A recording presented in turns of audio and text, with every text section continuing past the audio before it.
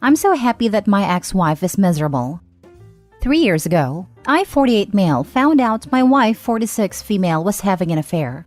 She met a guy at work and came home one day telling me she was in love with him, no longer loved me, and wanted a divorce. This was a guy she'd only known for 3 months at that time. She and I had been together since we were in our 20s, and we have 3 kids, 28 male, 26 male, and 23 female. Well, I tried to fight for my marriage and didn't want a divorce, but she simply would not stop seeing this guy.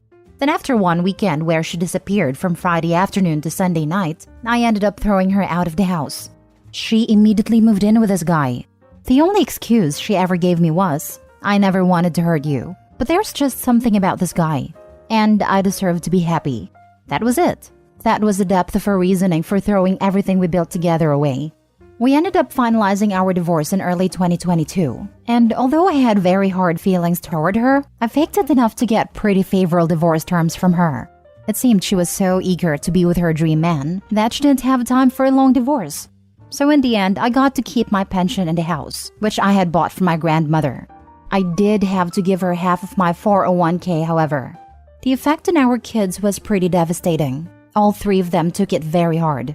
My oldest son told her that if she chose this man, he'd never have a relationship with her again. And as of right now, neither of our sons has a relationship with their mother.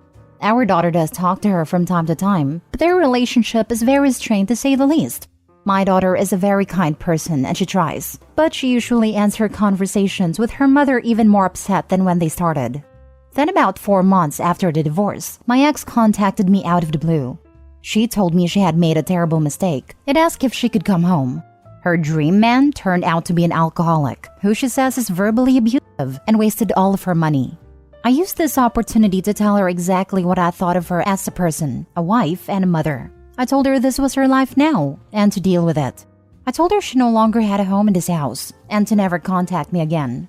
Then a few things happened over the last year that have driven her to start trying to contact me again.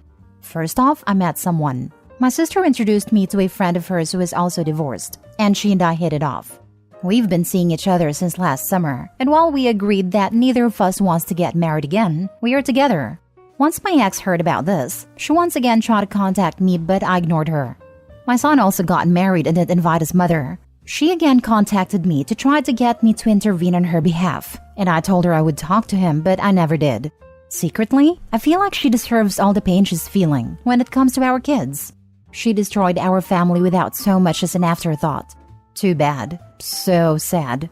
Now, she recently told our daughter that she finally broke it off with a dream man because she couldn't take his drinking and total lack of responsibility. He wasted her half of the 401k that I had to give her. He also totaled her car driving drunk. This from a man in his 40s. Again, she knew this guy for 3 months and torpedoed our whole family for him. On the face of it, I act like I feel sorry for her, but inside, I really delight in the fact that she's so unhappy. Call me evil or whatever, I don't care. She brought this on herself and it serves her right.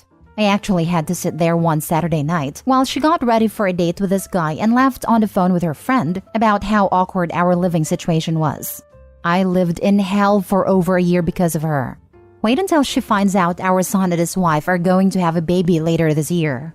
Maybe if she had been able to keep her legs closed, she'd get to meet her grandchild. Enjoy your crappy 1-bedroom apartment and your broken down used car. Me and my new partner will think of you when we're on vacation in Hawaii this summer. Hawaii was the trip my ex and I always planned to take once our daughter finished college. Maybe I'll send her pictures. Now for the top comments. Unless you've been there, it is impossible to understand the mind screw that is an exit affair. Seeing the natural consequences come to fruition must be something. I hope Hawaii is amazing.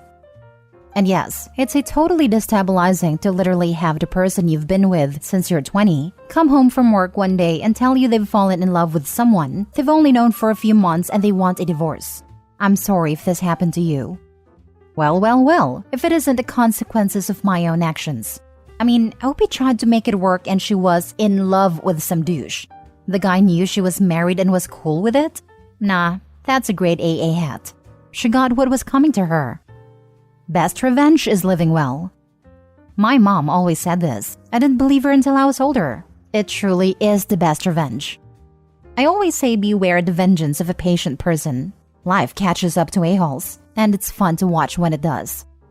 Post the heck out of those vacation pictures. Try and get local paper to cover your trip. I legit live in a town small enough that this could definitely happen. I've observed this from another perspective. The leaving woman being, well, I wouldn't call a friend, but someone who hung out in the same crowd as I did. And they just kind of followed me around even though we're not let's meet up and do fun stuff friends. Anyway, she had a stable but, according to her, boring husband. And after almost a decade of marriage, she just wanted a little adventure.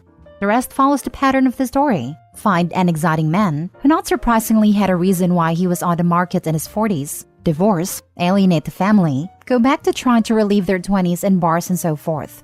Then, come to a realization that it's a pretty empty life and that the new fun guy was like those friends who were only fun to drink with. Then get super upset that her ex-husband and the rest of the family had moved on and she was no longer invited. The kicker was that she always told herself as the victim in all this, saying she just had one tiny mistake and everyone else blew it out of proportions. Naturally, she just wanted validation and pretty much unfriended everyone on Facebook who disagreed with her being the blameless victim. Thus, so ended my connection with her as well. Sounds like you knew my ex-wife. Only difference was it was a woman she left for, but everything else in the story fits perfectly. Next story. My 41 male wife, 40 female, cheated on me with my best friend, 42 male. So, I'm now in the aftermath of the situation as she has moved out and divorce papers have been filed, but I still wake up feeling angry and betrayed every day. My wife and I had both come from previous divorces. She had cheated on her first husband. Red flag, I know. And we were a couple and lived together for nearly 8 years without being married, as neither of us really wanted to go down that road again. I got a career position with my job, however, and told her it would be smart to get married for insurance and tax purposes. She didn't think that was a great reason, but then she proposed to me a few months later. This only lasted 5 or less months, before I eventually discovered that she had started reaching out to people, sending pictures and such. The discovery process was slow. I learned that she had fooled around with a female friend. Later learned she tried to sleep with a husband too. Yet I knew that there was a man in another state that she regularly sent pictures and lewd messages to. And then I found her journal. In her journal, I saw that in October of last year, she finally did it. For 3 days straight while I was out of town for training. I confronted her and she wouldn't tell me who. I guessed the man in another state and she said yes, it was him. I also found out that on my birthday in December, she supposedly was going to a coworker's birthday party, but I noticed from text logs that she had contacted my best friend at midnight several times. It took a lot of snooping to discover everything. We had scheduled counseling. She claimed to be serious about working on it, but I discovered her Discord chats. She was cheating on me with my best friend. Regularly. On my birthday, I took said friend to a professional football game for his birthday, the day after Christmas, all the time. It continued even after we had scheduled counseling, after my friend knew we were trying to work on it. There's so many more details, but she agreed to a divorce and has since moved out. I have to pay her thousands of dollars to get her off the deed to the house, so I guess it's a lose-lose for me, but I'm trying to move forward. I guess I'm posting this here because even though I scheduled counseling in December, it doesn't start until next month. 3 total families affected minimum, all with children. I'm not sure if there's more, and I fear I will lose my relationship with my stepdaughter because of all this. I just want the hate out of my heart at this point. But for right now, if either of you are reading this, screw you, and you deserve each other. Edit. Yes, I know. Marrying a prior cheater was stupid. Believe me when I tell you that I loved her up to and even after the point that I had discovered she cheated. She led me to believe that I was her world for 8 years, prior to getting married, and I was foolish enough to believe it. Only in the end did I realize how easily she could lie to me. Work out. Get a hobby. Ditch the friend. Best revenge is living a better life. Very much this. But logic often evades us in times of great emotional distress, and this is a double betrayal. The hate will take time and effort to dissipate. My ex is in her late 40s and living with her parents. I am 3 years older than her and I'm retiring in 3 years. My mama cheated on my dad 25 years ago, has been penniless since, and she finally lost her trailer because she preferred to sit on her butt all day for decades. Now she lives with me and I freaking hate it. especially since me and my fiancé worked our butts off to afford to rent a nice townhouse in BC, and she takes up a third of it. I have been in your situation, and it is tough. You have some work ahead of you, else you'll never escape. It is that dire. This situation will consume you and destroy your relationship with your fiancé if you let it. You must deal with your mother and keep your fiancé out of it as much as possible. There is a reason we don't have as many father-in-law jokes. You must set goals and boundaries. Some of them must not depend on your mother at all. If you can't stand up to her, then you need to move to a new small place where she can't follow.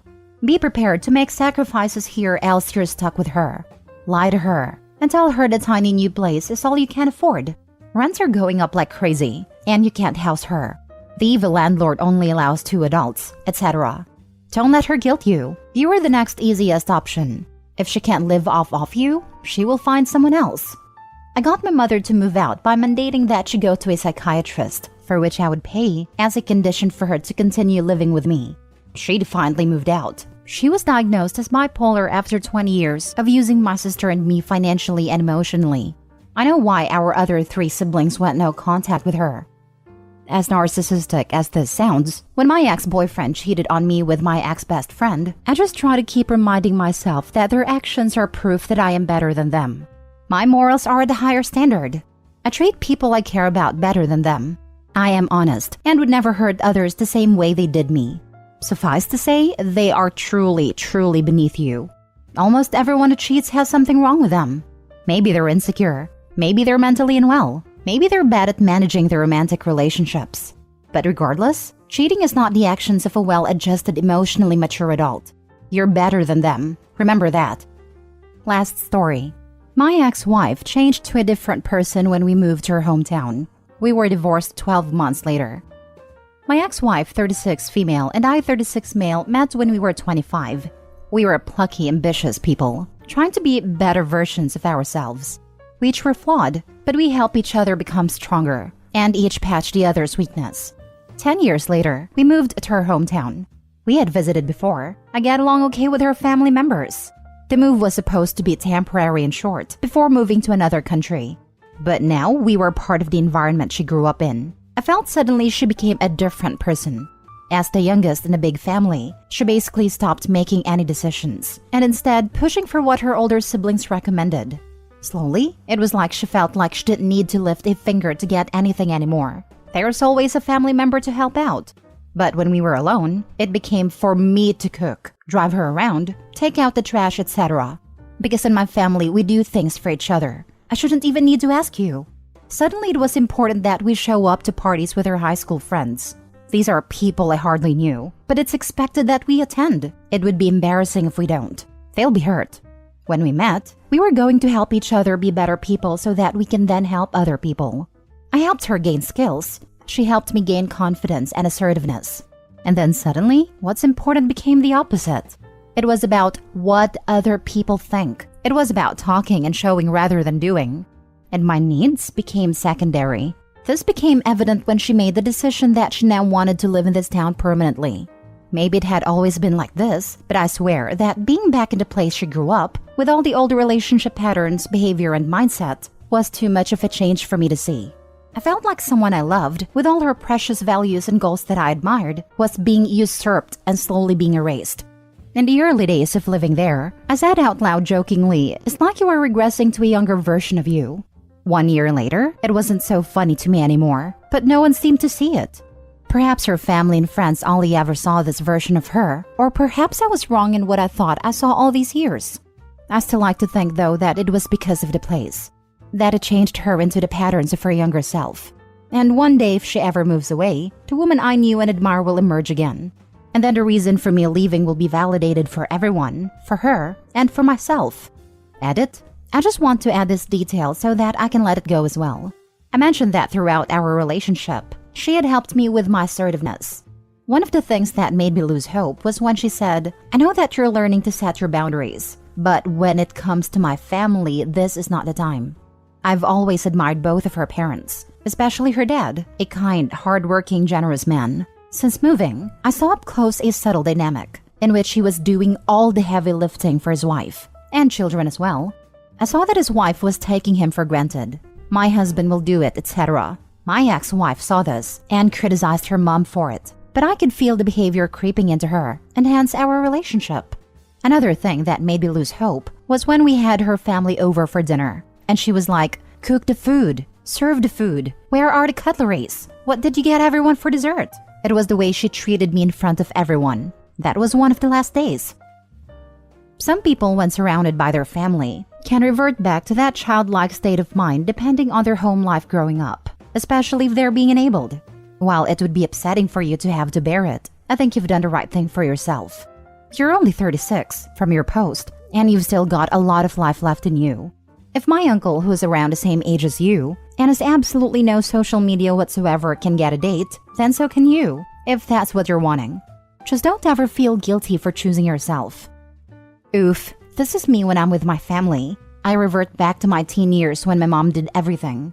Mind you, I'm a stay-at-home mom that literally does everything for the house. I don't know. My mom enjoys it though, so I let her. It's also nice for me to have someone take care of me for a change in a maternal way. It makes me feel good. It sounds like she was babied her whole life as the youngest child, moved out and was forced to become independent. And now that she's back in that environment, she's reverted back to that mindset as her default. She believes she deserves to be babied and catered to. Otherwise, the whole family does things for each other would apply to both of you, not just you becoming the de facto adult of the situation, while she doesn't do her part to cook or clean. Not sure if it's something she's fully aware of, but if you've tried to talk to her about it and nothing has changed, I think you are well within your rights to divorce, as the qualities you valued in her are no longer present.